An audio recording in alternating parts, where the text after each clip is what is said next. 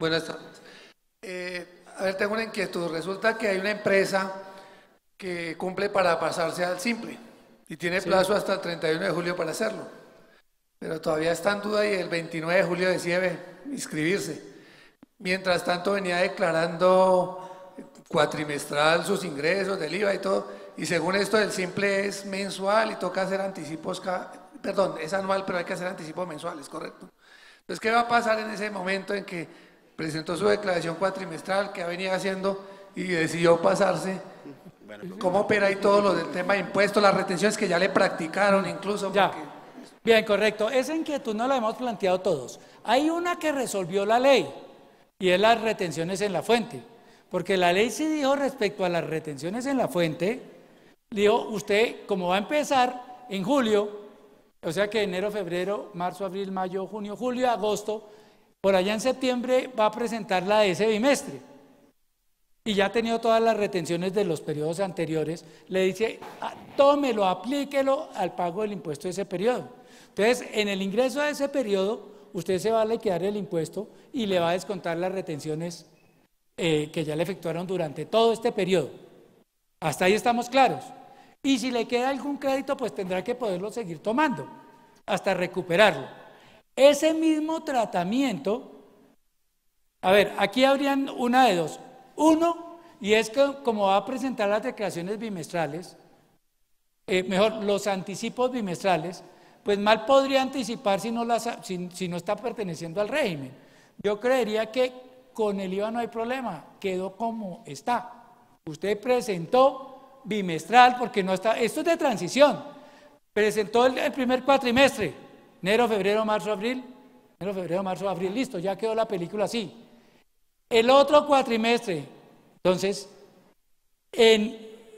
a partir del momento en que se inscriba, es que empieza la obligación de hacer el anticipo bimestral. Lo otro ya tiene que quedar así. Pero en la retención sí la ley trajo la solución, le dijo, descuéntelo cuando empiece usted a calcular su impuesto. Bueno, a ver, ese es un tema muy interesante. Igualmente los temas que vienen del doctor Ricaurte son muy interesantes, muy importantes. Entonces, tenemos dos comentarios que hacer. Y vamos a salir a break. La propuesta es, ¿nos quedamos o salimos? Nos quedamos, ¿cierto? Ok, listo. Y segundo, en pantalla ustedes pueden ver unos lugares donde ustedes pueden acceder en este momento, por favor, y pueden hacer comentarios de esta conferencia.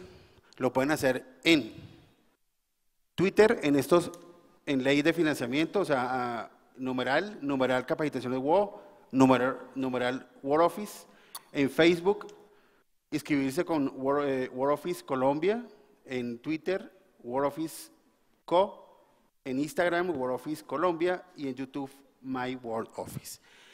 En Facebook, yo sé que la mayoría tiene Facebook, entonces pueden ingresar, pueden decir, estamos acá en la conferencia, hacer un comentario, y esos comentarios, sea en Facebook o en cualquiera, van a participar posteriormente los mejores en una rifa de licencias, ¿correcto? Entonces, lógicamente los que quieren hacerlo, lo hacen. Tengan en cuenta que a las 5:30 tenemos rifa, ¿no? O sea, lo prometido es deuda, listo.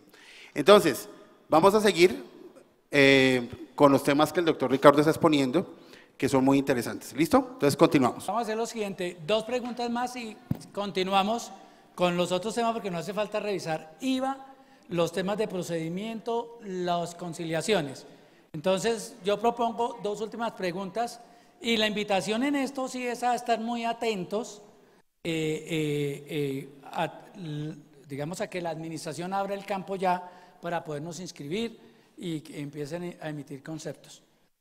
Bueno, pues es que ya tú lo hiciste. Alguien que no haya, perdóname, dime.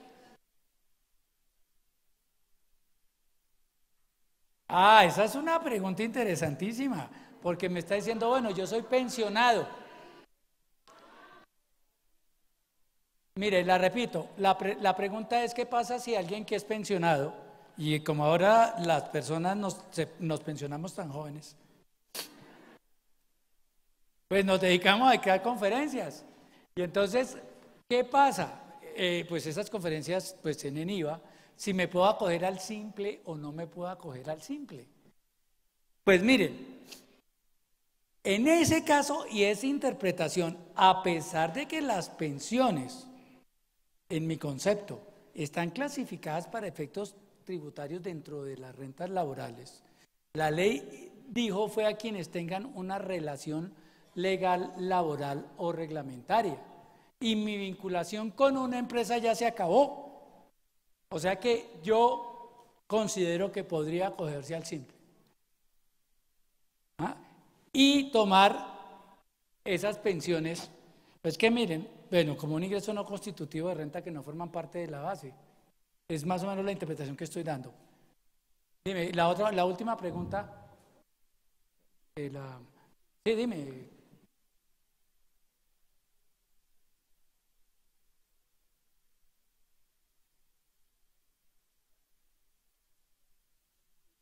La empresa sí, pero él no. Entonces, estamos hablando de una SAS con un solo accionista. Entonces, la SAS con un solo accionista, y aparte eso tiene un contrato laboral con la compañía, ahí quien puede aplicar es la compañía. Sí, él no. Bien, entonces vamos a continuar con el siguiente tema que también trajo algunos aspectos importantes, que es el impuesto a las ventas. Con relación al impuesto a las ventas, lo más importante que sucedió es que no grabaron la canasta familiar con el IVA. Pues digamos que con eso ya se salvó la reforma, porque cuando lo hubieran grabado estaríamos acá mirando a ver cómo nos quedó la canasta familiar y estaríamos pensando qué íbamos a hacer. Bien, en esta primera filmina simplemente recordar quiénes son cuatrimestrales y quiénes son bimestrales. Bimestrales hasta 92.000 VTs, los que inician operaciones en el periodo gravable. Mire, y esa es muy importante, porque se olvida mucho cuando queda dentro del régimen, cumplió las 3.500 VTs por un contrato o por varios contratos, pues a partir del periodo siguiente se vuelve responsable y tiene que presentar declaraciones bimestrales. Pero muchos contribuyentes piensan que les corresponde cuatrimestral, porque están por debajo del tope. Entonces, todo el que inicie operaciones es responsable cuatrimestral. Los responsables de bienes exentos del artículo 4, bimestral. Todo el que inicie operaciones, por ejemplo, es una sociedad. Las sociedades siempre son del régimen del IVA. Siempre son del régimen del IVA. Si inició hoy operaciones, escribió en la Cámara de Comercio y empezó a facturar, pues ¿de qué régimen es? Bimestral. Si es una persona natural que hoy inició, pero tuvo la suerte y una vez arrancó con un contrato de 300 millones de pesos, antes de suscribir el contrato ya tiene que inscribirse como responsable del IVA y va a presentar como bimestral. Bimestral. Ojo que yo he visto mucho eso de que piensan que solo cuenta el tope de los ingresos. ¿Quién otro es bimestral? Los responsables de los bienes exentos del artículo 477. Esos son, el estatuto habla de unos bienes exentos con derecho a devolución. Entonces les dice tienen que presentarme la bimestral. En esos los que más recuerdo yo son los productores de leche que están ahorita exentos, los de pollitos y los productores de carne también. Son los que estoy recordando del 477. Los del 481, que sí, eso sí, ya todos los conocemos, que son los exportadores.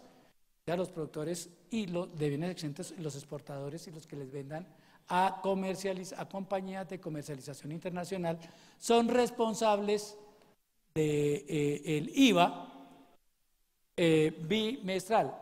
Seguramente que van a tener 0 de valor a pagar, pero van a tener un saldo a favor. Pero no quiere decir que no tengan que cumplir con el requisito de presentarla bimestralmente, hasta que pidan su devolución. ¿Y quiénes van a ser cuatrimestrales? Las personas jurídicas y naturales con ingresos inferiores a los 3.050 millones de pesos. Esto ya ustedes lo conocían, es simplemente como para recordar algo que yo considero que se acostumbró no tanto que se le empieza a pasar por alto. Bien. ¿qué es la modificación de las más importantes? Y es que ¿qué se había grabado? Se había modificado con la ley 1819. Se había modificado el artículo 420 y se había, digamos, una tradición que existía respecto al impuesto a las ventas y respecto al hecho generador, que cuál era, siempre se decía, antes era la venta de bienes, uno lo recitaba, la venta de bienes corporales, muebles y la prestación de servicios dentro del territorio nacional. Eso es lo que dice el 420. Pero ese fue modificado por la ley anterior y decía la venta de bienes muebles y bienes inmuebles y la prestación de servicios dentro del territorio nacional o fuera del territorio nacional. Así quedó. Y se crearon en la ley anterior, para contrastarlo, se crearon unas excepciones a la regla general. Entonces uno decía, la venta de bienes, regla general, inmuebles está grabada con el impuesto a las ventas, lo vimos el año pasado, pero por allá en el 476 en los excluidos estaban las excepciones. Entonces ya se exceptúan del impuesto a las ventas la venta de bienes inmuebles y le creaban otra excepción, excepto la primera venta de bienes inmuebles de bienes inmuebles que superaran la cifra de 26.800 VTs. Entonces esos bienes quedaron grabados con el impuesto a las ventas y creaba una excepción relacionada con la primera venta no la primera, con la venta de vivienda de interés social y de interés prioritario, que siguieron exentas con derecho a evolución. Entonces mire que la regla general era grabar los bienes inmuebles y grabó los intangibles y grabó, fue una revolución, los servicios prestados desde el exterior que se utilizan en Colombia. Entonces, ¿cuál es la gran modificación? Y lo vamos a ver cuando vamos el hipoconsumo. Pero la gran modificación es que desgrava los inmuebles. Y al desgravar los inmuebles, pues quedaron como excluidos del impuesto a las ventas. Pero les creó una sobretasa a título de impuesto al consumo del 2%. Vamos a mirarlo y ya nos devolvemos. Del 2%. Sobre los inmuebles que superen, de una lo vamos a mirar, que superen 26.800 VTs. Ya miraremos al detalle ese impuesto al consumo. Por ahora vamos a guardar en nuestra memoria que ya no tienen impuesto a las ventas y uno creería saber por qué. Es que el gravamen que tenía el impuesto a las ventas era una tarifa del 5%. Pero podrían tener descontables de ¿cuánto? Del 19%. Entonces la cifra no da. La cifra no da. Seguramente con los descontables estaban recuperando ese IVA que estaban generando del 5% y la posibilidad de descontarlo sí era toda. Entonces por ahora lo importante es que la venta de bienes inmuebles ya no tiene impuesto a las ventas. Y además que eran la primera venta. Así que vamos a ver que con el impuesto al consumo ya no es la primera venta. El tema se complicó un poco más. ¿Qué otra cosa importante trajo la reforma? Bueno, algunas fueron modificaciones muy sutiles, como que incluyeron dentro de las ventas excluidas algunos otros departamentos, cuando se venda adicionalmente al municipio del Guaviare y al Bichada, digamos que esas ventas no estarán gravadas con el impuesto a las ventas. Este servicio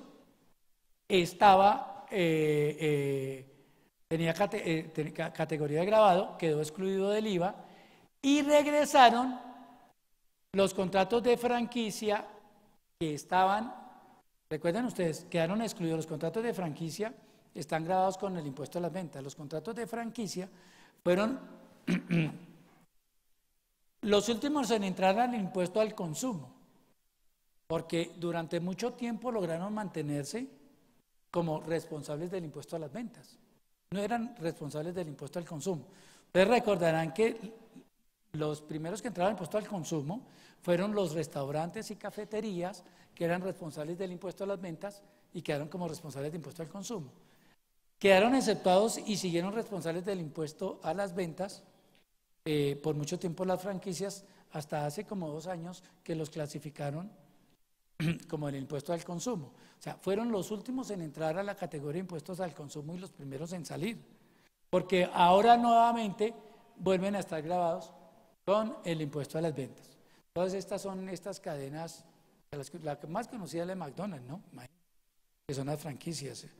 Y ahorita hay mucha franquicia de las que uno puede ver. Estos contribuyentes tienen plazo hasta el 31 de junio de inscribirse como responsables de impuestos a las ventas. Se aclaran algunos conceptos en relación con las importaciones menores que están excluidas hasta 200, las importaciones hasta $200 que vengan por envíos de tráfico postal procedente del resto del mundo. Y aquí esta mención sí es importante. Espero que alguno, porque va más es a los no residentes. Espero que aquí haya no residentes o asesores de no residentes, porque hace referencia a que ya quedó grabada y se volvieron responsables del IVA los prestadores de servicios desde el exterior. Y eso viene desde la ley 1819 que grabó la prestación de servicios prestados desde el exterior, que no estaba grabada con el impuesto a las ventas. ¿Recuerdan ustedes que cuando se prestaba un servicio desde el exterior, digamos que si el servicio se prestaba en el exterior, total en el exterior, era ausente del impuesto a las ventas? Pero si era un servicio y ahí decía cuáles específicamente, los de regalías, los servicios técnicos, en los que el principio de territorialidad tenía un manejo diferente, teníamos que hacer las personas jurídicas una retención semejante a la del simplificado, sobre el 100% y asumirlo y tomarlo como descontable. Las personas naturales, en teoría, cuando también durante un tiempo fueron agentes de retención, pero con la ley 18 y 19 dejaron de ser agentes de retención. Realmente las personas naturales, ninguna practicaba esa retención. Ahora, ¿qué es lo que dice, qué es lo que nos trajo la ley? Y ya existe norma reglamentaria y una resolución que es la resolución 051 de octubre del 2018. Les dijo, mire, señores del exterior que me presten un servicio. Les voy a poner un ejemplo muy fácil. Netflix, ¿alguno está suscrito a Netflix? Suscríbanse que la película Roma está muy buena. Acaba de ser nominada, en serio, acaba de ser nominada a ganarse un premio, la primera película de Netflix. Pero esto era para traer el ejemplo. Netflix presta desde dónde el servicio, yo no sé desde dónde. No, ni idea desde dónde esté originando, pero se está utilizando acá. ¿El servicio se está utilizando acá? Sí. Entonces, ya me entendieron, es eso. Si se presta desde el exterior, le dice, usted me está prestando un servicio grabado y se tiene, regla general, que inscribir usted como responsable del IVA. Y ya expidió toda una reglamentación, que voy a mencionar algunas de las cosas que, como les decía, desde el año pasado ya salió el 19 de octubre la resolución 51, en la que le está diciendo, dentro del considerando, voy a leerlo nomás lo pertinente. En el considerando dice que literal C del artículo 420 del Estatuto Tributario establece como hecho generador del impuesto sobre la venta la prestación de servicios en el territorio nacional o desde el exterior. O sea que ya la prestación de servicios desde el exterior es un hecho grabado con el impuesto a las ventas, bueno, con excepción de los expresamente excluidos. Entonces, como este es este servicio, ya en esta resolución, pues tomando en cuenta esos considerandos, define cómo deben de cumplir con ese requisito. Y a mí me parecía complicado y resultó que no es tan complicado. Entonces, aquí ya en esta resolución ya estableció el formulario, ya le dice cómo inscribirse, que a través del PQR puede solicitar su RUT, que tiene que presentar bimestral. no está dentro de la relación de los bimestrales, que tiene que pagarlo en dólares. Si la presenta sin pago, se da por no presentada, estableció ya todos los requisitos y ya determinó el formulario. Y yo entré esta mañana en el descanso a ver si ya salía el formulario ahí en la página de la DIAN y ya está el formulario 325. Háganlo por curiosidad. Ya está el formulario 325. Pues entré buscando el del simple, pero no. Entonces me di cuenta de que ya está este formulario. Entonces, regla general, todos ellos van a tener que facturar el IVA. Hasta ahí, problema de ellos. Pero problema para el bolsillo de nosotros, porque nos toca pagar el IVA. Entonces, ¿qué es lo que dice? Para prestadores de servicio al exterior podrán presentar sus declaraciones mediante un formulario que permite liquidar, que es este que ya les comento, el IVA. Las declaraciones presentadas sin pago no tienen. Entonces, digo yo que como cultura tributaria suena interesante. Vamos a ver que, de hecho, yo creo que no tantos van a pagar. ¿Y por qué se buscó hacer eso? Porque ¿quiénes estaban haciendo la retención realmente del IVA? ¿Quiénes estaban? Pero el IVA realmente no tiene un efecto de valor agregado porque quien practicaba la retención se lo toma como descontable. ¿Cierto? Como operaba el simplificado, pues era pagar anticipado el IVA. Pero al tomármelo como descontable, el efecto es cero. Ahora, le dice preséntelo, porque como Netflix, ¿quién es la mayor cantidad de usuarios de Netflix? O de Spotify, el del otro, lo que yo le escucho a mis hijos, porque creo que eso es de música. No es que yo sea un millennial ni nada de esas cosas. Entonces, son personas naturales, y si son personas naturales, pues no son responsables de retención de IVA. Entonces, esto va dirigido a que cumplan. Entonces, la obligación de declarar no aplica para quienes. Entonces, para quienes desde el exterior contraten con responsables del régimen común de IVA, quienes a su vez son agentes de retención. Entonces, si ellos llegasen a contratar con personas jurídicas únicamente, pues les tendrá que practicar la retención. Pero esta retención va a ser diferente. Porque es que la podrá tomar como descontable. ¿Ya? Bueno, pero tendrá que venir facturada, diría uno. Usted me va a facturar el IVA. Y de los $100 que yo le voy a girar, perdón, usted me está facturando, diría uno, $100 más 19, $119. Yo a usted solo le giro 100. Y los 19 se los tomo como retención de IVA y se los tendría.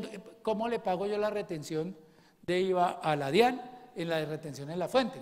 ¿Cierto que sí? La retención, así se paga. ¿Me lo pude tomar como descontable? Cuando lo manejamos como los del simplificado, con los del exterior, sí me lo podía tomar como descontable. Entonces, mire que aquí sí hay un efecto importante. Y es que sobre los servicios prestados desde el exterior, sí hay un mayor valor.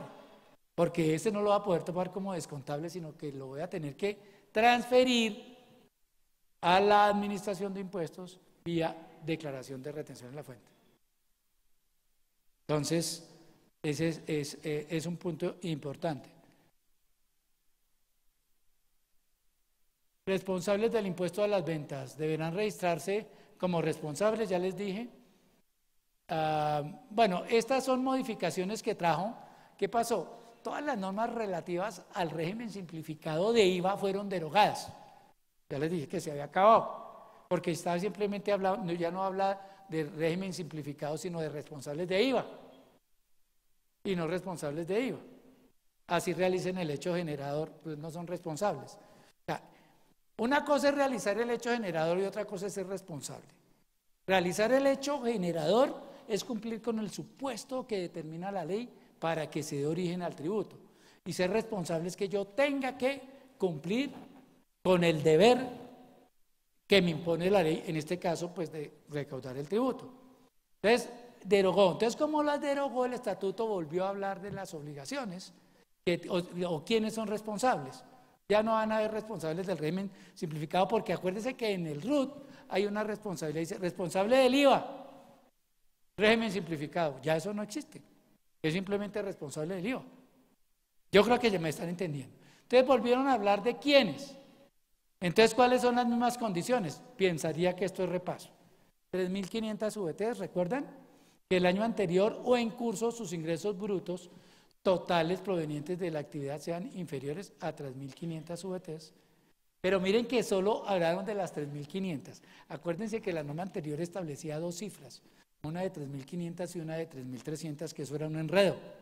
Porque una era si se cumplían dentro del periodo y otra por varios contratos. Y otra era con un solo contrato. Aquí, si es con varios o con un solo contrato, a partir de que cumpla con el requisito, es responsable del IVA y tiene que inscribirse. El primer contrato, lo dijo la ley, requisito, tiene que inscribirse en el IVA. Como régimen común, provenientes de la actividad. Que no tengan más de un establecimiento de comercio, que en el establecimiento de comercio, sede de oficina, no se den actividades de franquicia, que no sean usuarios aduaneros, que no hayan celebrado en el año anterior o en curso. Ahí la referencia, o sea, para el año anterior lo que tenemos que revisar son los 116 millones, que es lo que uno mira a ver si está obligado o no. Y para este año 119, mire, para la celebración del primer contrato superior deberá exigirse. So pena, y si estoy exigiendo el IVA, también ¿qué tengo que exigir? La factura. Porque de en adelante tiene que facturar. Y hay una, esta la volví a revisar. Yo no he estado de acuerdo mucho con esa, pero pues yo digo cuál es mi concepto, pero qué es lo que dice la DIAN. Y pues uno termina haciéndolo, porque pues uno, así considera que no tiene razón. Que el monto de las consignaciones bancarias o depósitos en el periodo durante el respectivo año no supere las mismas 3.500.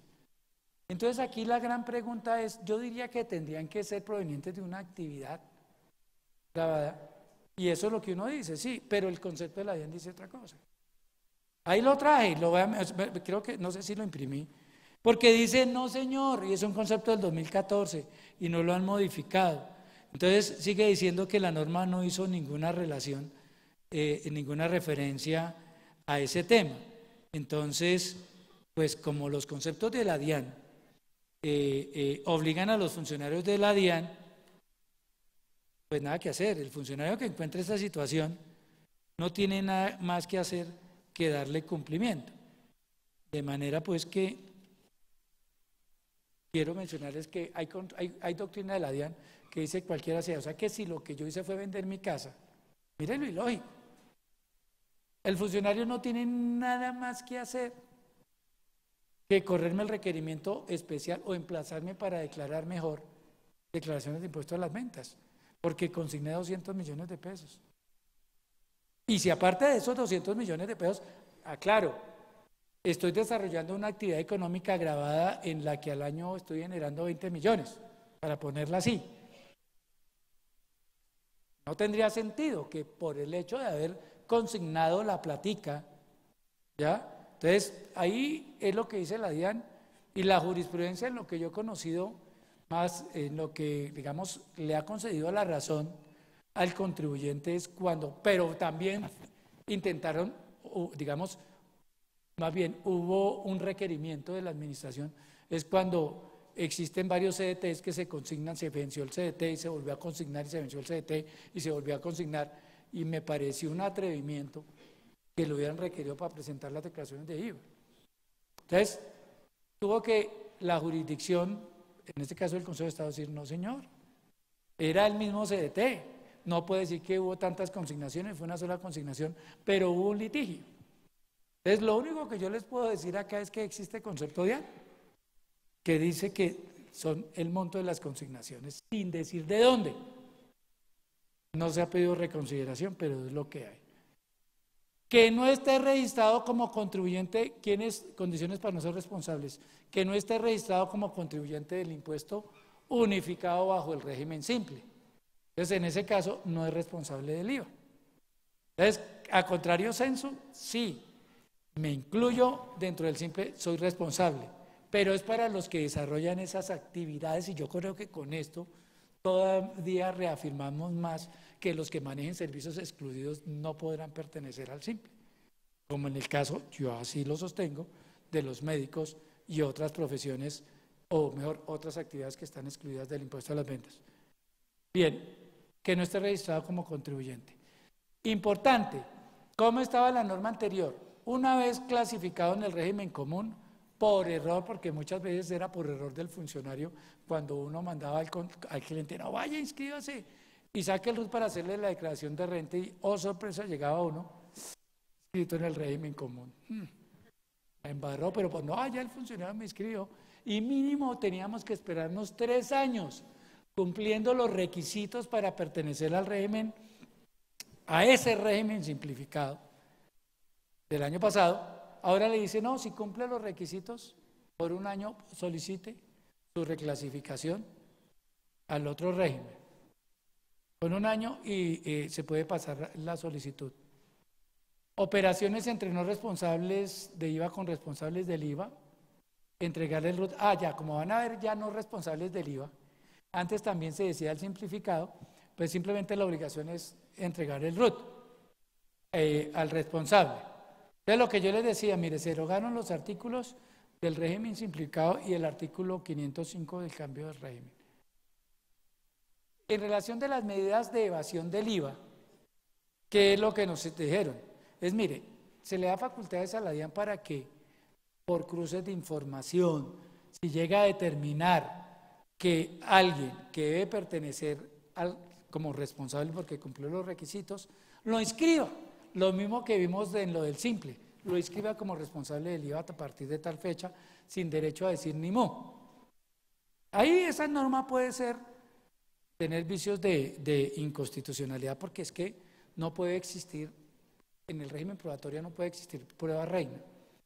Nosotros los abogados decimos, o mejor porque lo dice la ley colombiana, es que el régimen probatorio se rige por la sana crítica y la íntima convicción, que la prueba válida, y todo el mundo tiene derecho, es la prueba que convenza. Y así se lo dimos alguna vez. Miren, yo creo que a más de uno les ha llegado que le hacen la declaración al contribuyente y a los 2 meses le llega un persuasivo de la DIAN en una invitación a corregir que porque los cruces de información han detectado de que no se declararon todos los ingresos. Y entonces usted ya tiene que corregir. Hay algunos que, pues si es que se les hizo la declaración antes con mucho tiempo y no le dieron a uno, sí, es que a mí se me olvidó que yo tenía esa bodega de 10 millones mensuales arrendada, imagínense que pues corra a corregir, ¿cierto? Pero es que también puede ser cierto, es que el de la bodega se equivocó en el NIT al momento de hacer los medios magnéticos y se le fue un NIT diferente o se le corrió allá en la contabilidad y entonces me reportó a mí, yo no tengo nada que ver con eso.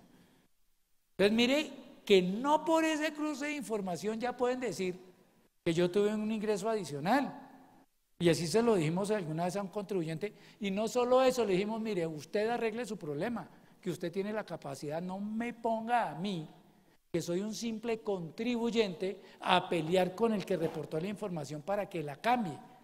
Usted requiéralo, no me invierta la carga de la prueba que no tengo la potestad y el poder que tiene el Estado para la consecución de esa prueba. ¿Por qué tengo que ser yo el que demuestre y mientras que no demuestre que el señor es el equivocado, entonces usted me va a requerir y me va a glosar mi declaración? Y ay, Dios mío, nos aceptaron esa solicitud. Entonces, ahí es donde digo yo que no debía ser que lo que diga la DIAN es, en estos casos la ley le está dando esa facultad. Debía tener la posibilidad el contribuyente, pero así lo está diciendo. Lo puedo clasificar como responsable. Podrá desconocer, dime.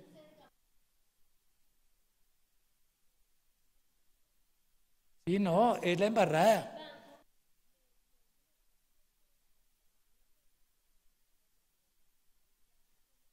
Según el concepto de la DIAN, que me parece ilógico, es más, se pidió reconsideración de ese concepto. Y volvieron a decir, es que no, dijo la jurídica, es que no puede decir una cosa diferente a la ley. Desafortunadamente se ha pasado de decir, corrijan la ley. Ahora, salvo que se vayan a una discusión en la jurisdicción y que el juez diga, no señor, no tiene razón, pero frente a la ley perfectamente pueden actuar. Esa es la jartera. Entonces uno dice, oiga, a todo momento, miren una cosa, y lo vamos a mirar. Estamos en un momento, en una balanza, mirando uno la balanza de la justicia que está la diosa Temis, así como muy bien con su balanza. Aquí estamos los contribuyentes, está la balanza así. La DIAN está acá y nosotros estamos acá. Es la tendencia a la que vamos. La firmeza de las declaraciones para la DIAN, les voy a mencionar algunas. 3 años. Y de una vez les comento, acabaron de cambiar el concepto de que la firmeza de las declaraciones del año 2016, que supuestamente tendría que ir con las normas anteriores, y ya la DIAN había emitido un concepto en el que decía que, a pesar de ser una norma de procedimiento, por tratarse de declaraciones del 2016, esas quedaban en firme así se hubiesen presentado en el 2017 a los 2 años contados a partir del vencimiento para declarar. Lo digo mediante un concepto. Hace un mes cambió el concepto. Dijo, no señor, las del 2016 también se van a 3 años. Entonces, el contribuyente tiene la posibilidad de corregir su declaración dentro de los 2 años. La DIAN tiene la posibilidad de requerirlo dentro de los 3 años. O sea que después de los 2 años, si la DIAN le dice a usted algo, o usted agacha la cabeza o acepta, o pelea. En cambio, cuando estaba dentro de los 2 años, usted tenía la posibilidad de pronto hacer una corrección voluntaria, con una sanción del 10%. Entonces, mire, otra más en que la balanza empieza así. La administración puede seguir fiscalizando y usted no puede hacer nada, aceptar o pelear. En la otra sí. La posibilidad de solicitar la devolución. ¿Cuál es la oportunidad de los que tienen derecho a devolución para pedirla? 2 años. Pero la DIAN tiene 1 año adicional para seguirle contribuyendo su declaración. Entonces, cada vez sigue subiendo más hacia allá.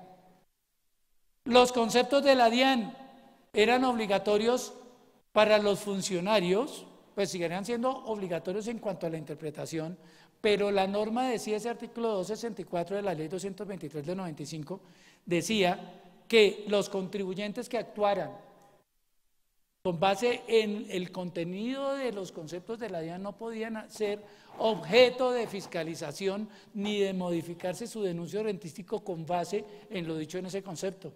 Esa norma fue derogada. Entonces, y no solo eso, por dar contentillo crearon otra en que dijeron algo peor, que en los pleitos, que en los litigios no se podrán invocar ante la jurisdicción los conceptos como mecanismo de defensa, sino solo la ley. Entonces, cada vez que estamos nosotros, y no solo eso, vamos a ver algunas sanciones penales. Entonces, la cosa no está fácil ahí. Creo que sí se está desbalanceando un poco el tema respecto a la posibilidad de los derechos de defensa. Bueno, pero avancemos. Medidas de la evasión. Básicamente lo que está diciendo esto de las medidas de la evasión, vamos a correr un poco para poder cubrir el tema, es que la administración en sus programas de fiscalización, si detecta, te va a reclasificar como responsable del IVA. Bien, en retención en la fuente, en este momento, la retención en la fuente a título de impuesto a las ventas está en el 15%. ¿Te acuerdas que eso ha tenido un vaivén del 50, del 15, está en el 15? Aquí lo que dijo, le doy la posibilidad a la administración para que lo reclamente y lo suba al 15. La retención en la fuente en el impuesto sobre las ventas del 100%, básicamente, esta hace referencia a lo que les acabé de hablar, a los prestadores de servicio cuando contraten con prestación de servicios desde el exterior. Bueno, los agentes de retención del impuesto sobre las ventas básicamente siguen siendo los mismos. Mira, lo que les decía, los proveedores de servicios electrónicos o digitales desde el exterior se pueden acoger voluntariamente al sistema alternativo de pago del impuesto bajo la retención del impuesto a las ventas, que le están haciendo los contribuyentes, que le hagan si no se inscriben en el régimen común, sino lo que van a hacer es todos ustedes háganme la retención. Creo que va a ser la alternativa más fácil para los que tengan contratos con personas del régimen común. Pero el que no tenga contratos con personas del régimen común va a ser muy difícil, dime.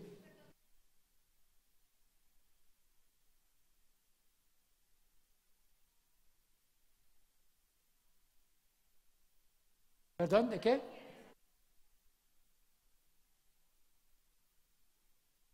Sí.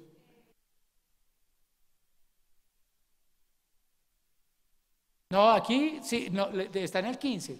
Pero ¿qué dijo? Para abrir la puerta, dijo la administración del gobierno nacional, lo que dijo es, podrá ser hasta el 50% de acuerdo a la reglamentación que saque el gobierno nacional.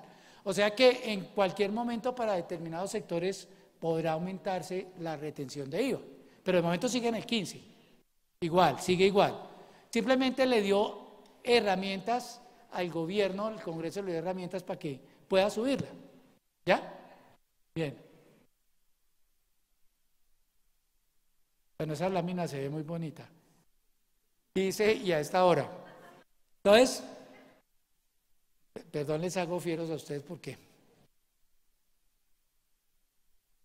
que se grabó la cerveza, eso fue la cosa más importante. La cerveza ya estaba grabada, pero la cerveza ya estaba grabada, era monofásico de primera etapa, o sea, para el productor hacia el distribuidor, pero el distribuidor hacia el consumidor no. Ahorita, puro y simple, quedó grabado en todas las etapas, cómo funciona todo el impuesto a las ventas. Entonces, eso va a tener un efecto en el precio, seguramente. Y esto fue una discusión grandísima. Bien, ¿qué más quedó grabado? Los tratamientos de belleza, es decir, porque dijimos que los servicios de salud están excluidos, pero los tratamientos de belleza, las cirugías estéticas que no sean funcionales, mantenimiento a distancia de computadores. Bueno, aquí quedaron excluidos algunas ventas a otros municipios y la prestación de servicio aéreo turístico a algunos municipios. Esto del cambio del régimen ya lo vimos. Dime.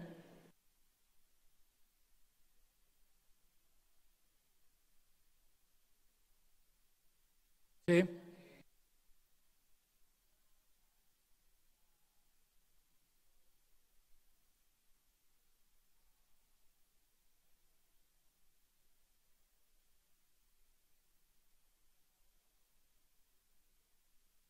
Bueno, mire, la verdad no es un servicio, no sé si realmente esté prestando un servicio de salud.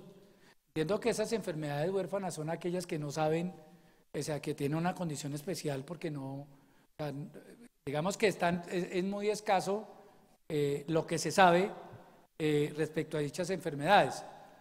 Pero lo que dices tú que lo que hace la SAS,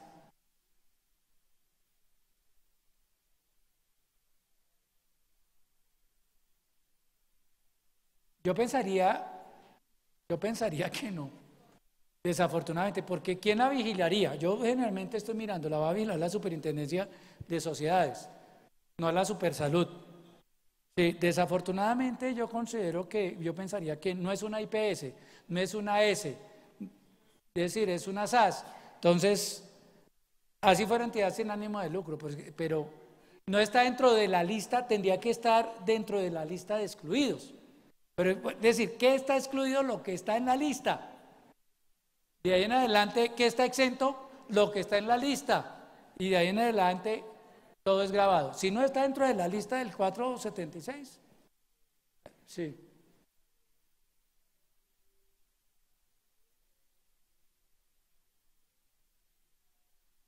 No, mire, más que estar habilitado, están en la ley. Entonces, que la ley diga que el servicio de intermediación para los profesionales de la salud, ahí sí.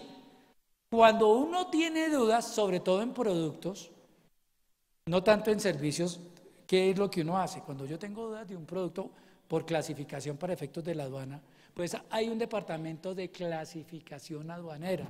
Entonces uno manda y pide su concepto y manda el producto. Entonces alguna vez los cuadernos son exentos, pero resulta que arriba decía Banco Bogotá. Yo me preguntaba a mí, para mí es grabado. Ah, no, es que un cuaderno escolar no, para mí es publicidad. Y lo mandamos, terminó diciendo, sí señor, eso es grabado con el impuesto a las ventas y no es un cuaderno de tipo escolar. Uno envía al departamento, pero con los servicios no están claros. En mi concepto, si no está en la lista, está grabado. Bueno, entonces decíamos, cambio el régimen de administración. Bueno, este es importante, mire, los documentos equivalentes generados por el sistema POS no dan derecho a descontar el IVA. Y ya lo dijo la ley. Pero si le dicen, usted tiene la posibilidad de decirle al señor del sistema POS, emítame una factura con todos los requisitos para poderlo descontar. Bien, ya les dije esta de no, impuesto al consumo. Del impuesto al consumo, ¿qué es lo importante? Que el servicio de catering pasó a ser del impuesto al consumo. Y lo más importante de este impuesto es que, mire, la enajenación de bienes inmuebles diferentes a predios rurales destinados a actividades agropecuarias. La enajenación de inmuebles, regla general, está grabado con el impuesto al consumo. Pero si son destinados al sector agropecuario, no lo tienen. Pero lo más importante que tenemos que llevar es que dicen nuevos o usados. O sea, que sea nuevo o usado, vamos a tener que, si la cifra es superior a 918 millones de pesos, grabado con el impuesto al consumo. Eso sí es lo importante. Antes eran solo los nuevos, ¿recuerda? Con el IVA en la primera venta. Aquí sí todo que supere 918 está con impuesto al consumo. La tarifa, ¿cómo se debe cancelar? Como son bienes inmuebles que necesitan escritura pública y se tiene que cancelar vía retención en la fuente por el adquirente, y el notario va a exigir que le acrediten la cancelación, o si no, no lo va a hacer. A mí me parece que debían haberle dejado esa responsabilidad al notario para no estar en ese problema. No, es que, bueno, mire, ahí vuelvo a otra cosa donde está el desbalance. Ustedes vieron que en las notarías toca ahora jurar de que estoy haciendo la declaración, la escritura por el valor real. Hace parte del costo del comprador, o sea que si hace parte del costo del comprador, pues seguramente que va a tener, formará parte de la depreciación por efectos fiscales. Bueno, eso tiene otras implicaciones con renta. No aplica para predios destinados a vivienda de interés social. Bueno, estas de omisión de activos. Dice, la omisión dolosa. Entonces, dolosa quiere decir cuando las cosas se hacen con la intención de hacer daño. Para efectos tributarios es que me muestren que yo lo hice con la intención de evadir. Eso es doloso. De activos o presentación por un menor valor de los mismos y la inclusión de pasivos inexistentes en la declaración tributaria por un valor igual o superior a 5.000 UVTs. Lo bajaron de 5.000 millones, lo bajaron a 3.900 millones de pesos. Por eso están dando, por lo menos hasta por este año, que es el impuesto de normalización tributaria, para que se acojan a esto. Y que simultáneamente con la sanción por omisión se liquide un mayor impuesto. Generalmente la sanción, y lo explicaron esta mañana, cuando hay un pasivo inexistente, ¿qué hay?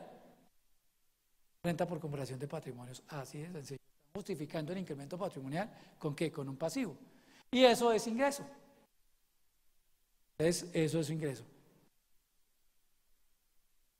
Pena privativa de la libertad. Si se da esta conducta, una prueba de 4 años a 9 años.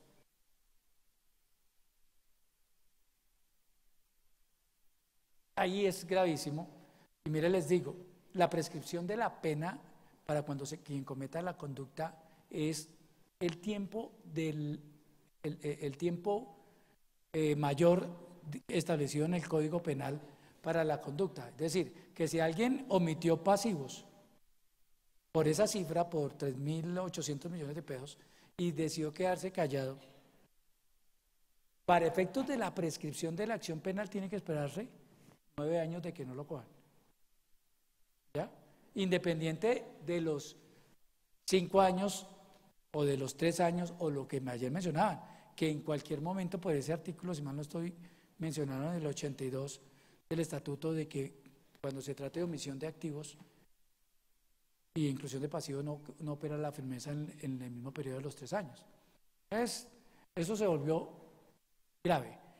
Incremento de la pena si las cuantías son superiores, mire, si son 5.000 se incrementa en una tercera parte, o sea que de 4 pasa a 6 y de 9 pasa a 12.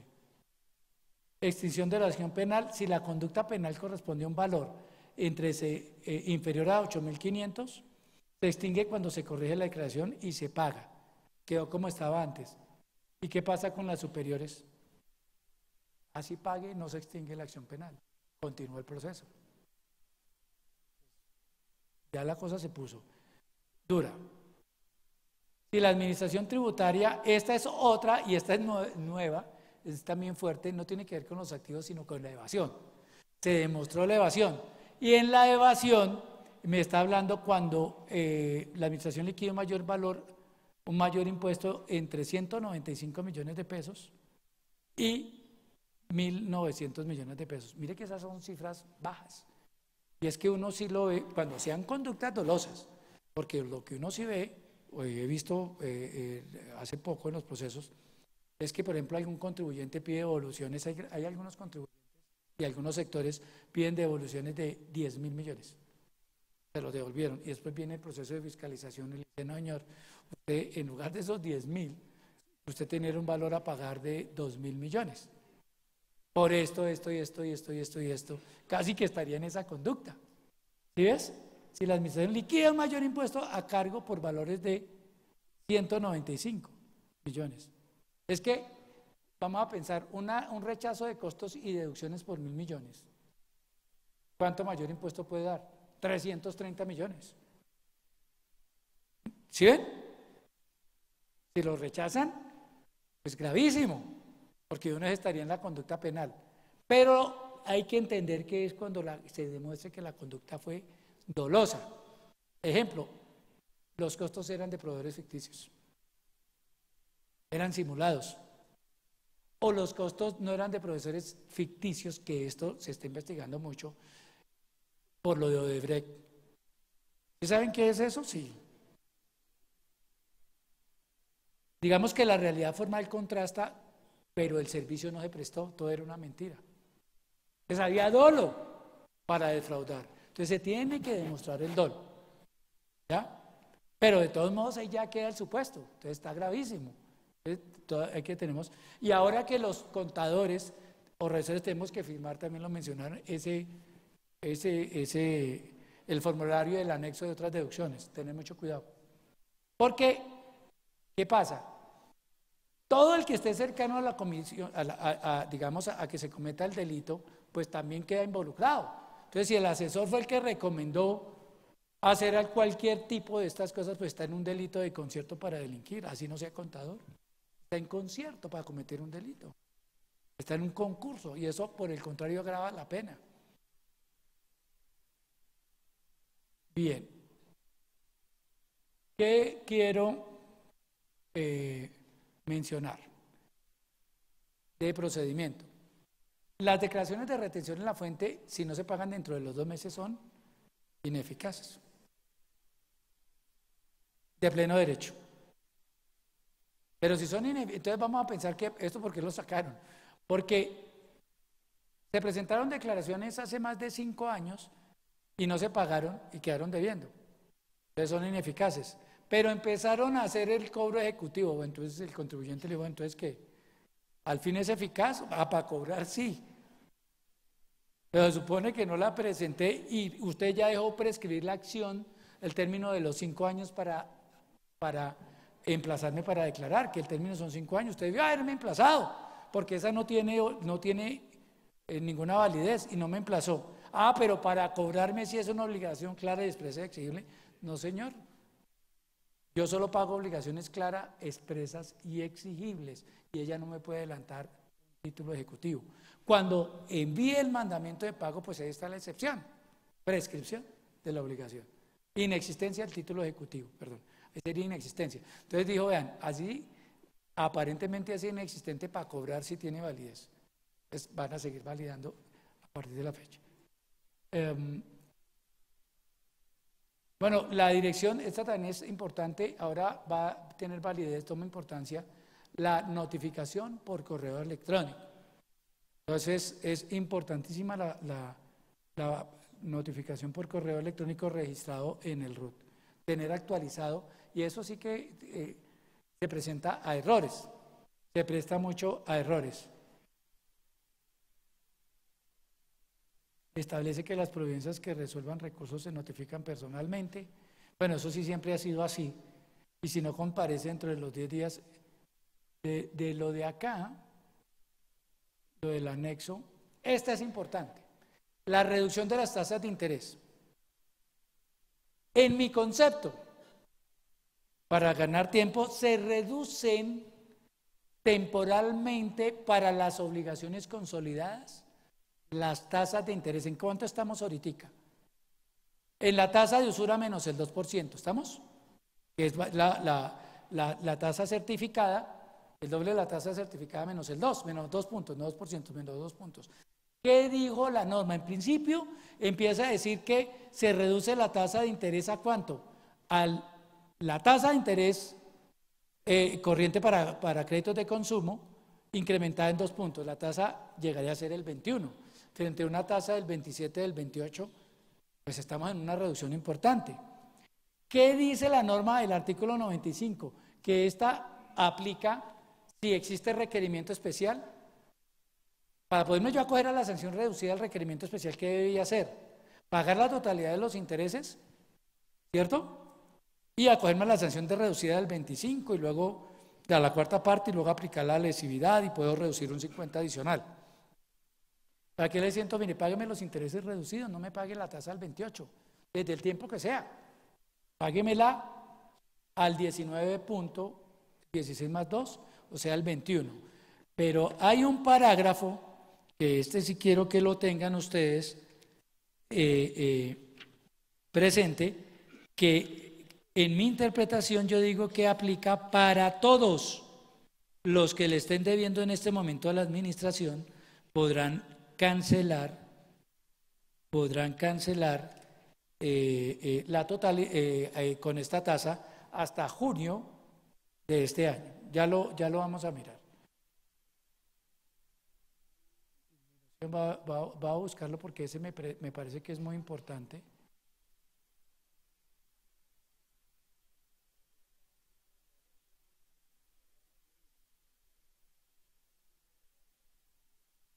¿Perdón?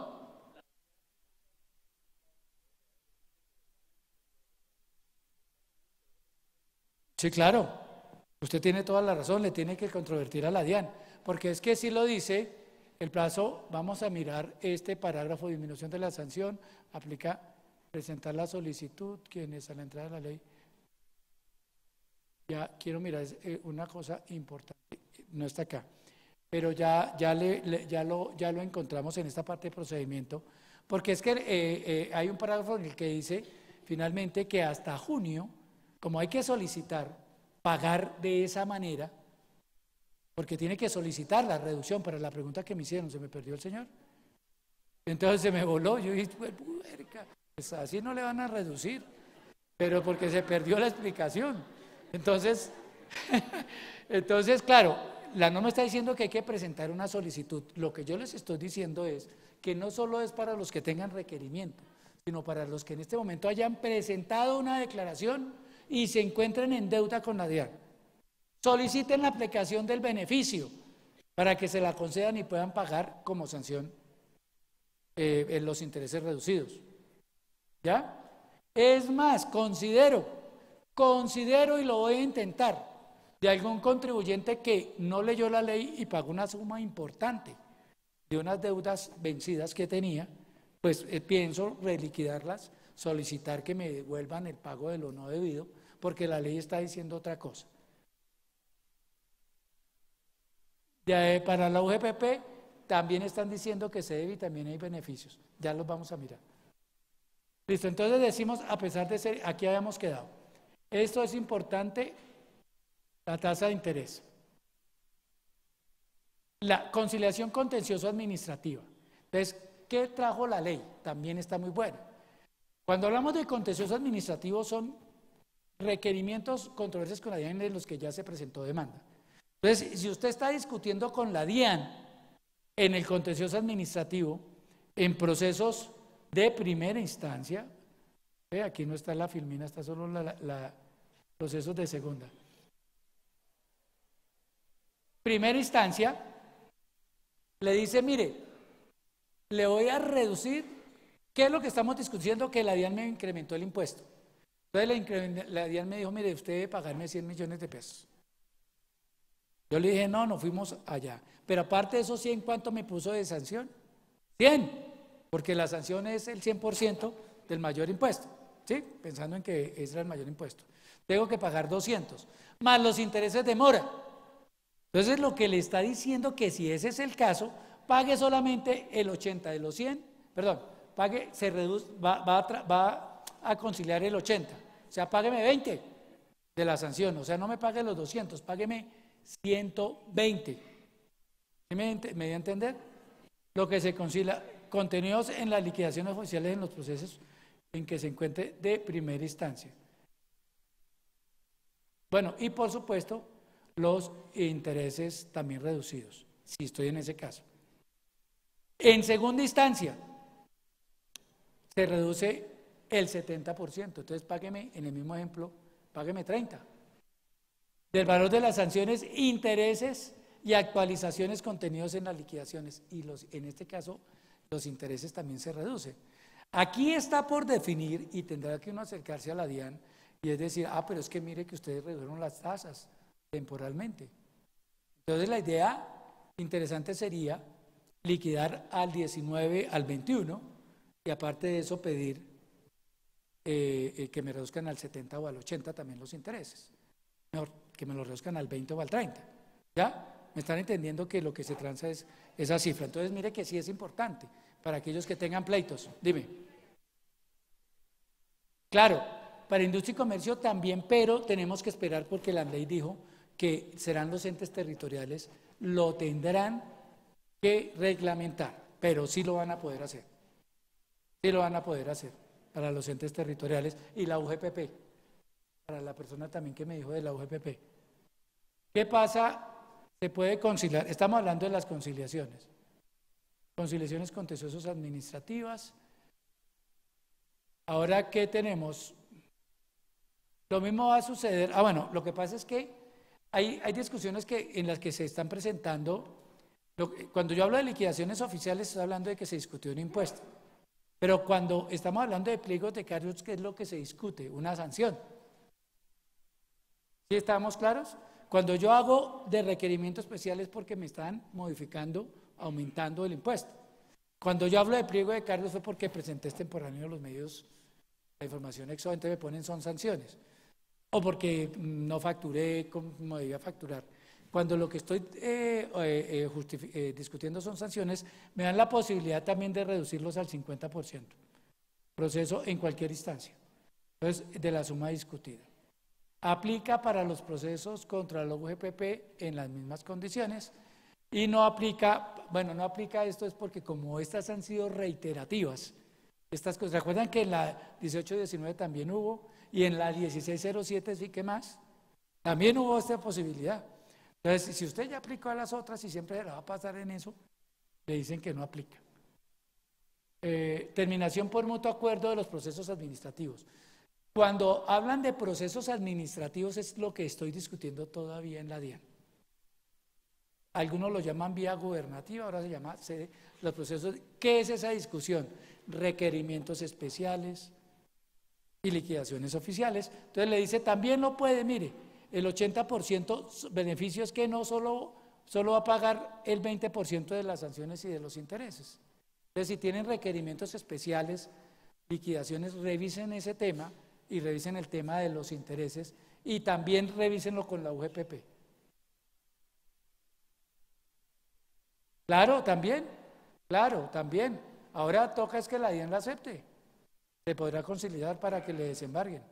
¿Sí? corregir la liquidación privada. Bueno, ¿qué se tendrá que hacer? Corregir y pagar, que es lo lógico.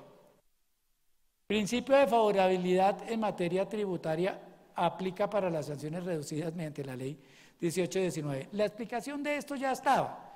Ustedes pueden revisar el principio de favorabilidad del artículo 640 del Estatuto Tributario, y es que todas las sanciones se reducen por principio de favorabilidad a la mitad, al 50%. Lo viví. Requerimiento especial, 50 requerimientos de la Secretaría de Hacienda por unos prediales más liquidados, y efectivamente estaban más liquidados. ¿Qué sanción estaban proponiendo? El 100% de la sanción, ¿cierto? El 100% del mayor impuesto. Entonces, miren, si el mayor impuesto, la diferencia fueron 100, pues la sanción eran 100, para que me entiendan. Si yo acepto, con la respuesta al requerimiento, esa sanción se reduce ¿a cuánto? A la cuarta parte, los que hayan tenido esos casos. Si se reduce a la cuarta parte, ¿cuánto tendría que pagar de sanción? 25. Pero por principio de favorabilidad, si era la primera vez, nunca he sido sancionado, para ponerlo así, tengo la gabela de reducir otra parte, el 50%. O sea que ese 25 me quedó en el 12.5. ¿Y qué le dijimos? Sí, señores, Secretaría de Hacienda, le dije, no discutan que van a perder, corrían. Y aprovechemos que acabó de salir la ley y presentamos todos los proyectos de corrección, las correcciones y los pagos, calculando la sanción así. Y fue aceptado, todos. En todas llegó el archivo del proceso, del expediente, no sacaron la resolución. Eso es el principio de favorabilidad. Primera vez que voy a, por ejemplo, primera sanción de extemporaneidad en cualquiera de mis declaraciones tributarias. ¿Cuánto es el 5% por mes o fracción de mes? Me dio 50 millones, pues pago 25. De una la liquido como 25 y pago 25. Por la del 640. Léanse ese artículo 640. Pero eso sí, no hay que si en retención sí tuve sanción y en el otro no, ya hay concepto. En ninguna puede haber tenido. Bueno, ahí establece los términos, digo, dentro de los 2 años o dentro de los 4 años anteriores. Este era este era el artículo 102, parágrafo segundo, y que quiero que se lo lleven y lo revisen y tratemos de ¿qué? De utilizarlo, porque pues es lo que dijo la ley y lo que y le colaboramos a la DIAN para que recaude, porque eso es lo que se quiere, recaudar, y nos están rebajando entonces y nos vamos a escribir en el simple, pues seguimos colaborando en el tema. Entonces estamos hablando del 102. Mira lo que dice el 102. Parágrafo. En desarrollo del principio de favorabilidad. ¿Qué es el principio de favorabilidad? Que la norma favorable se le da efecto retroactivo. El principio de favorabilidad no es que de aquí en adelante, porque qué favorabilidad si me lo dice la ley. Es como la norma penal. Si hoy dicen que la pena, si antes la pena privativa de la libertad por homicidio eran 20 años y hoy sale una ley que dice que son 10, pues todo se va a 10 y los que estaban pagando 20 para afuera, antes salieron a deber. Principio de favorabilidad. Entonces lo que están diciendo aquí es que el principio de favorabilidad de los intereses va a aplicar hacia las deudas consolidadas. Mire, dice, en desarrollo del principio de favorabilidad y dentro del plazo máximo establecido en este artículo, o sea, el 28 de junio, el contribuyente, declarante, agente, retenedor, responsable, deudor solidario, deudor subsidiario, garante, que a la entrada en vigencia de la presente ley, o sea que ya se había presentado la declaración y debo estar en deuda. No es que yo vaya ahorita y la presente y se origina la deuda, porque no me aplicaría. Dice certificado tal, responsable bancario certificado por las Superintendencias de Colombia para la modalidad de créditos en desarrollo del principio de favorabilidad y dentro del plazo máximo establecido en este artículo, el contribuyente, declarante, agente retenedor, responsable, deudor solidario o garante que la entrada tenga obligaciones, pagará, dice aquí, pagará el interés bancario corriente. O certificado por la superintendencia incrementado en 2 puntos. Lo que dijo es que, ¿cuál es el requisito? Que ya tenga consolidada la obligación. No, así no esté discutiendo. Debo. Si yo debo, yo le digo, yo voy a pedir la devolución. Pero no de avispado, es que lo dice la ley. Se cometió un error y si el contribuyente comete un error tiene derecho a que le devuelven porque eso sería un pago de lo no debido. Entonces, ojo con eso, revisen ese punto, que es muy importante. Bien, y yo creo que la aplicación de los conceptos de la DIAN, yo ya les dije esa triste noticia, que eso sí, la ley lo que dijo es que es doctrina, la doctrina en la interpretación la tienen que obligatoriamente cumplir los funcionarios de la DIAN. Pero si no la cumple y no puedo invocar, lo único que yo podría en una demanda es decir, violación, normas violadas, el artículo 113 de la ley tal, porque el funcionario no siguió los parámetros, no siguió la interpretación de la DIAN. Si al caso podría decir eso. Yo creo que perdimos muchas herramientas ahí para defendernos con base en esos conceptos. Bien, entonces, con esto sí termino, beneficio de auditoría y nos llevamos un regalo. Claro, el beneficio de auditoría ya existió, hacía días que no existía, yo creo que aquí hay muchos que no lo conocieron, todos son muy jóvenes, pero les quiero contar que eso existió. Y entonces, quien incremente con relación al año anterior, el impuesto ya aplica para el 19, con relación al anterior en el 30%, su declaración adquiere firmeza a los 6 meses. Y quien lo incremente en el 20, le adquiere firmeza a los 12. ¿Y no le parece bueno? Lo único es que le dijo, mire, eso no aplica para quienes del año pasado o para quienes liquiden este año, porque ahorita todo el mundo va a tirar a pagar menos impuesto para poderse acoger en el 2019. Pero si usted solo pagó impuesto liquidó, no pagó, liquidó, por 2.300.000 no se podrá acoger. Importante tener en cuenta acá es que los términos de devolución de los que tienen saldo a favor se reducen al término de firmeza de la declaración. O sea, tendrán que pedirlo a los 6 o a los 12, porque lo dijo la ley. O si no, no podrán solicitarlo. Máximo podrán imputarlo a la declaración del periodo siguiente. Bueno, ya venían las derogatorias, yo creo que ya vimos lo más importante y ya con esto termino, le cedo el paso a Eric para... Perdóname, ¿alguna pregunta?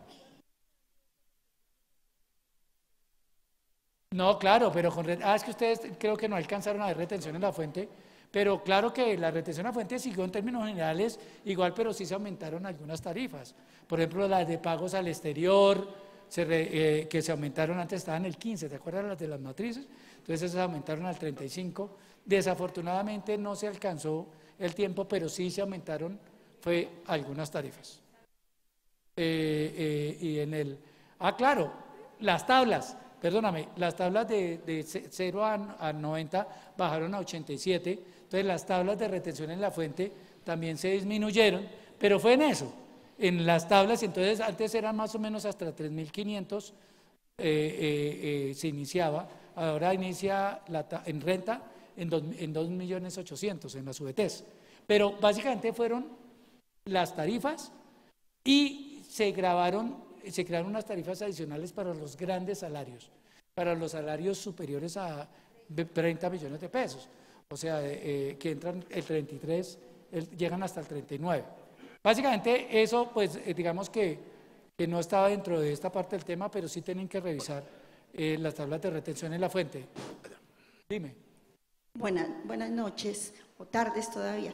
Una pregunta en relación a la exclusión del IVA en los departamentos de Guainía, Guaviare, Baupés y Bichada, cuando se habla de materiales de construcción, ¿abarca solamente lo que es erigir una construcción o yo puedo decir un bombillo? No, lo que son materiales de construcción. A pesar de que eso, en cuanto al Guainía, eso ya estaba para otros municipios, pero igual estaba excluido del IVA. Claro, pues es que ahí ya viene el tema en una situación de fiscalización, pero está excluido del IVA. Un bombillo pues puede estar destinado a la construcción.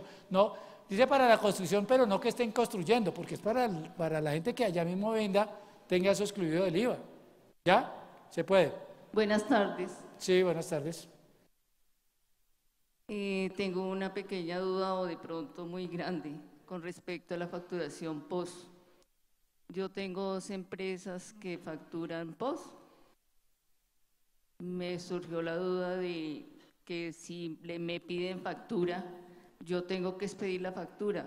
¿Eso significa que debería tener 2 resoluciones de facturación? Sí. Una facturación electrónica, una facturación POS. Sí. Pero a la gente que le dé la facturación POS no le va a servir para deducción de Sí, costos. y eso sí lo dijo y va a Pero sí para ingresos en nuestra empresa. Claro, pues usted no va a tener sanción por no facturar, pero casi que vía al contrario, mira, no lo va a ser sancionada por no facturar, porque esa sería la sanción por no cumplir los requisitos del 617 y todo ese tipo de cosas. Pero usted puede tener, pero lo que sí va a caer es que si usted tiene mucho cliente de empresas, pues va a tener un problema porque le van a exigir la factura y puede tener su facturación y va a tener que sacar la facturación electrónica. O sea, todos vamos a tener que aterrizar allá. Entonces yo sí les digo, vean, y esto lo voy a decir, pero lo voy a decir de mala leche, porque comencé como voluntario para aprobar en el programa de la DIAN, y si hay alguien acá presente, les mando el mensaje de allá. Oiga, el caos. Si hay alguien que lo intentó como voluntario en la DIAN, este es el momento y llevamos el proceso hace 3 meses, empezando que lo hice como por saber cómo iba a funcionar, pues para poder asesorar.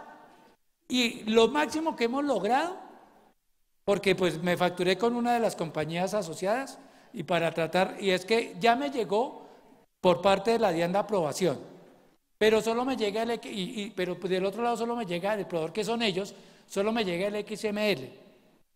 Entonces no puedo bajarle el PDF. Y lo peor, como estamos haciendo pruebas, queremos hacer las notas crédito y no hemos podido.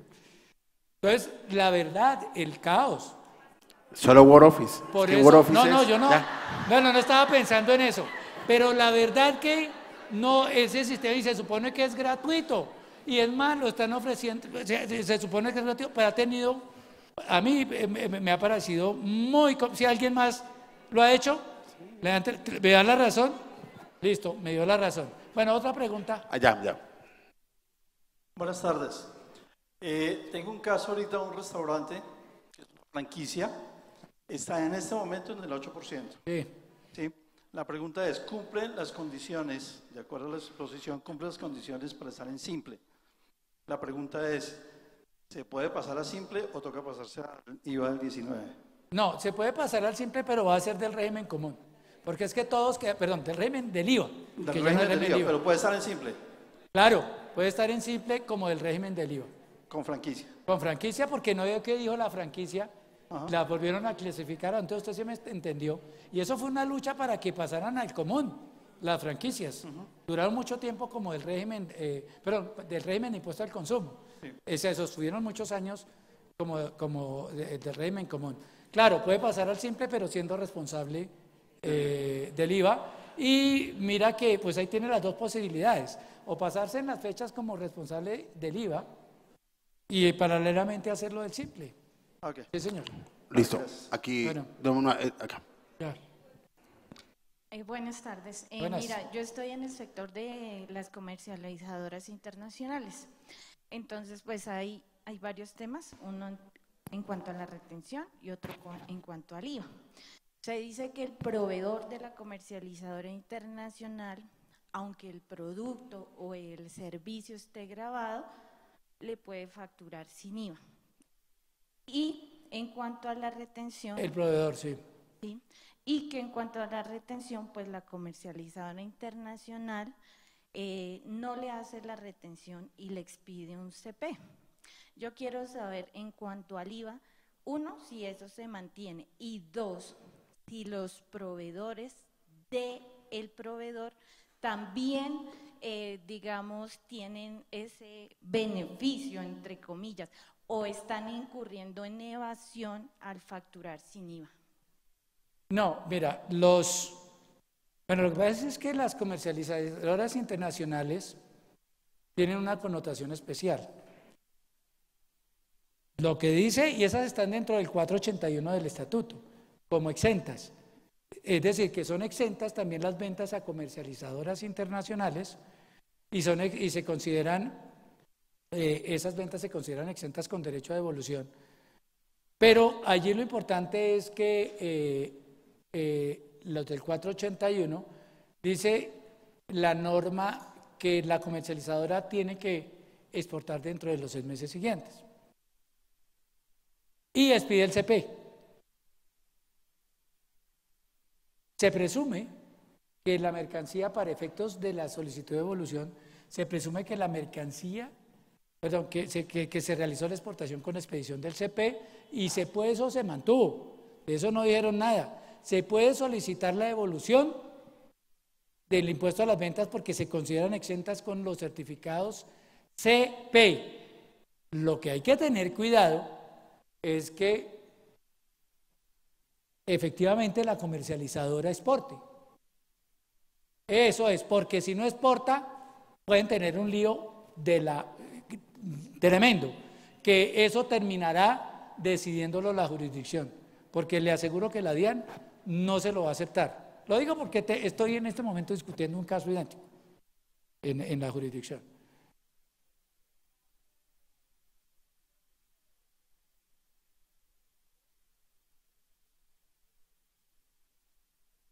Claro, ¿qué es lo que va a pedir la devolución de IVA? Claro, a usted sí. Pues claro, pues es el IVA que usted le dice a la DIAN, devuélvamelo. Porque como usted produce con lo que le cobraron el IVA, pero no se lo está cobrando a la comercializadora internacional. Pero tengan mucho cuidado con verificar que la comercializadora... Bueno, pero entonces sean muy cuidadosos con el CP. Yo tengo ese caso, lo tenemos ya aquí en primera instancia, pues preciso, el comercializador no exportó. Hay dos casos en los que pueden tener problema, o que el comercializador no exporte efectivamente, a pesar de que usted revisa el concepto unificado de las ventas, de impuesto a las ventas, dice, con el CP es como si esté exportado y se presume. Pero ahí viene todo un tema de fraude fiscal involucrado y puede ser hasta penal. Entonces hay que tratar de verificar y ser como exigente en ese tema de que las comercializadoras efectivamente exporten. También tienen prohibido, lo que yo le vendo a la comercializadora también está prohibido que ella lo vuelva a vender a otra comercializadora o a cualquier otro. Ella no se lo puede vender a nadie, solo puede exportarlo. ¿Bueno? Sí. Buenas tardes. Bueno, la pregunta son dos. La empresa donde trabajo genera POS, digamos, es deducible para las personas naturales, ¿cierto? Bueno, la pregunta es esa. Y para las empresas, o toca hacerle otro tipo de facturación, pues, para que sea deducible. Si ya se le hizo una factura POS, ¿ese cambio se anula al anterior? ¿Cómo? Bueno, ahí habrá que hacer, pues ya es un tema administrativo, de que se tendrá que hacer alguna anulación, pero de la factura ya emitida. Y yo creo que el sistema lo tiene que permitir, el POS, tiene que permitir las anulaciones. Como eso sale, el POS también saca la tira Z, ¿cierto? Entonces el POS va a sacar pues toda la relación de las facturas, los medios de pago, y si sale alguna anulación tiene que poderse hacer. ¿Perdón? La pregunta es, ¿la factura POS es deducible para las personas naturales? No, para ninguno que sea, no, para nadie. Para nadie es deducible ni lo puede tomar como descontable. El IVA. Solamente uno, digamos, tiene... Bueno, el IVA, bueno, en este caso si el restaurante es el impuesto al consumo. De ferretería. Ya sí, no es descontable. Lo dice la ley exacto. Yo lo mostré y lo copié tal cual lo dice la ley. No es descontable. No lo van a sancionar por expedir esa factura. Pero pues el que la recibe no le va a servir. O sea que a corto plazo le van a exigir. Sí, bueno, dime. Buenas tardes. Buenas tardes. Para un médico cirujano plástico, él contrata las cirugías plásticas con una clínica. La clínica factura la cirugía plástica total y a él le pagan los honorarios que él pide. O sea, la clínica se queda con lo de la sala de anestesia y todo eso. En ese caso, ¿quién debe facturar el IVA? Espérate, a ver, Pero claro, él contrata con una clínica, pero él presta el servicio. Claro, él es independiente y su paciente la consigue él. Ya, y está dentro de las categorías de que la cirugía plástica... estética, claro. Y él también no, ambos. Porque claro, él le va a facturar a la clínica con IVA y ese impuesto al valor agregado. Porque es que el servicio de salud, lo que está diciendo es, siempre y cuando no esté, a ver, para la cirugía plástica no sea para... reconstructiva. Bueno, si es reconstructiva para, digamos, que solucionar problemas funcionales. Eso tiene que haber una categorización de que realmente si es reconstructiva, que un accidente y ese tipo de cosas, eso está excluido. Bueno. Eso sigue, pero si es que por lo que ahora está de moda, que las prótesis y ese tipo de cosas, esas están con IVA tanto para el que las coloca como para la entidad hospitalaria que prestó el servicio. Por eso, ¿ya? Pero es que la clínica toma al paciente, pongamos la cirugía vale 5 millones, la paciente paga en esa clínica 5 millones. Más el IVA. Más el IVA. Claro, mira, tú me estás dando la razón. Si lo que Línea considera que eso es un servicio grabado, el que prestó el servicio para que la clínica pudiera facturar prestó un servicio grabado. Por eso, ahí no podemos hablar. Factura la clínica, pero el médico ya no le vuelve a cobrar a la paciente. O sea, el médico le cobra a la clínica con IVA. Porque si el resultado fue un producto grabado, entonces, ¿qué fue el servicio que prestó? Grabado. ¿Ya me entiendes? Sí. Entonces la clínica es la que debe facturar. Ya. Bueno, allá. Bueno, usted dice cuándo, yo no tengo problema. Última. Bueno. Doctor, buenas tardes. Sí, dime. Una consulta, ahorita con el manejo del IVA en los activos fijos, yo tengo la posibilidad de manejarlo como descontable. No.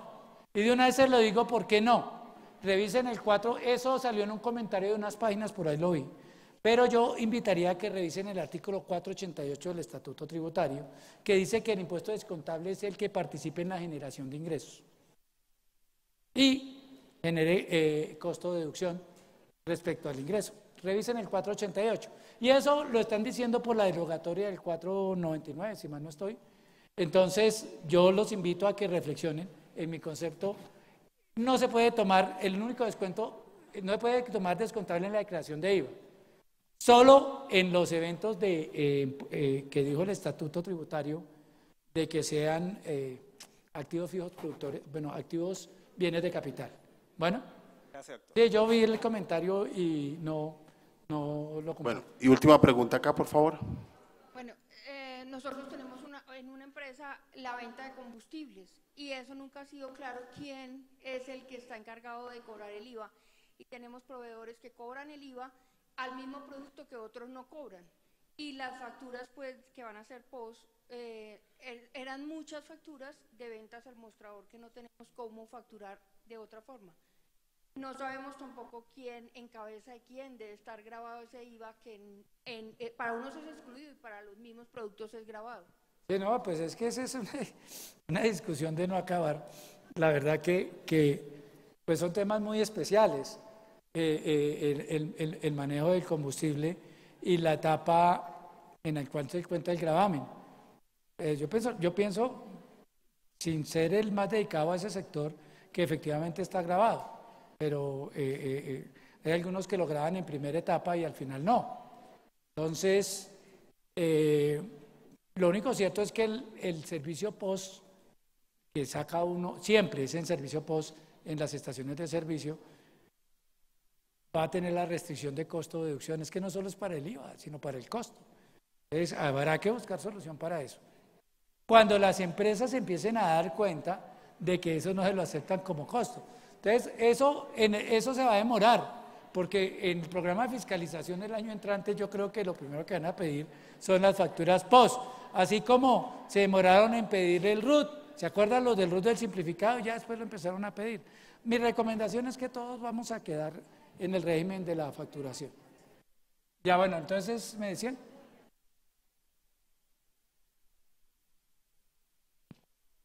Pero las que trajo efectivamente la norma, que todavía siguen siendo documento equivalente, que es lo que tú me estás diciendo. Hay algunas excepciones que ya son específicas que está diciendo los tiquetes de cine y otras cuantas que los toman como documento equivalente. Bueno, ya me dicen que con esto termino. Muchas gracias, muy amables.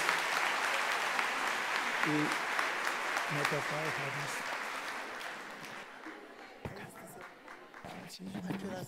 Es bueno, tengo que... Bueno, como lo habíamos ofrecido al comienzo de esta conferencia, vamos a realizar la rifa de 5 aplicaciones de facturación electrónica más 100 documentos o 100 envío de documentos, ¿correcto? Entonces, nuestros ingenieros se ingeniaron y desarrollaron una ruleta. Entonces, ¿quiénes están acá? Todos los que están presentes, los que se registraron el día de hoy, ¿correcto? Entonces, simplemente vamos a correr la ruleta y la persona o empresa que caiga, pues es ganadora. Y lo vamos a hacer 5 veces. Si ya se fue, pues volvemos a correrla, lógicamente. ¿Listo? Sí, porque pues la idea es que premiemos su fidelidad, digámoslo de esa manera. Estar acá con nosotros, aprendiendo con el doctor Ricaurte, que sabe mucho. Bueno, muy bien. Entonces vamos por el primer ganador.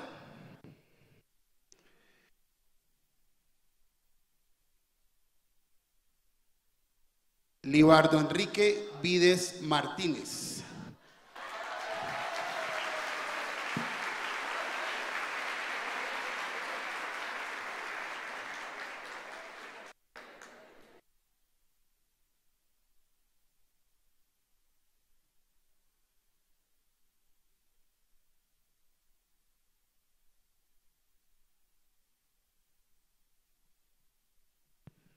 Bueno, un aplauso para el señor Libardo, por favor. Señor Libardo, felicitaciones. Ya Paola le toma sus datos, por favor.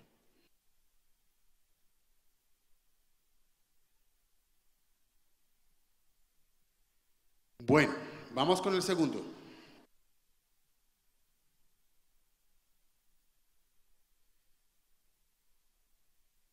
Suerte para todos. Jamie Maya, ¿se encuentra presente? Jamie Maya. Jamie Maya a la 1. Jamie Maya a las 2. Y Jamie Maya se fue. No está. Listo. Listo. Entonces vamos a repetir esta, lógicamente. Entonces, iniciar.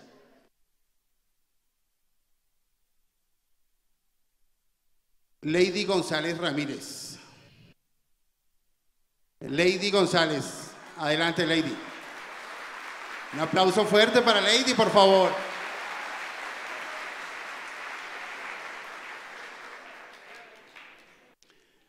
Listo, Lady. Aquí te toman los datos. Gracias.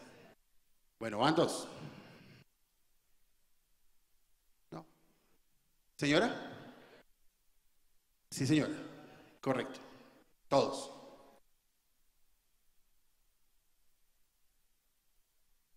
Olga María Maldonado Rincón. Otra ganadora.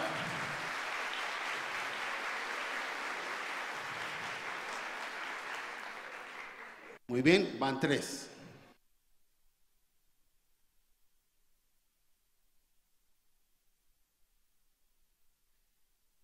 Diana Marcela Peña Gómez. Diana, un aplauso para Diana, pero...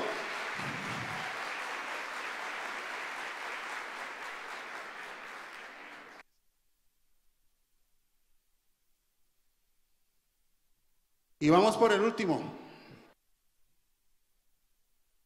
Bueno, suerte para todos. Mireya Rodríguez Molina. Mireya Rodríguez Molina. Mireya Rodríguez Molina a la 1. Mireya Rodríguez Molina a las 2. Mireya Rodríguez Molina a las... Se fue. Listo. Nuevamente.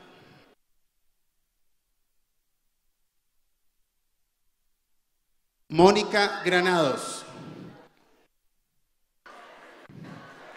Escuché el grito por ahí.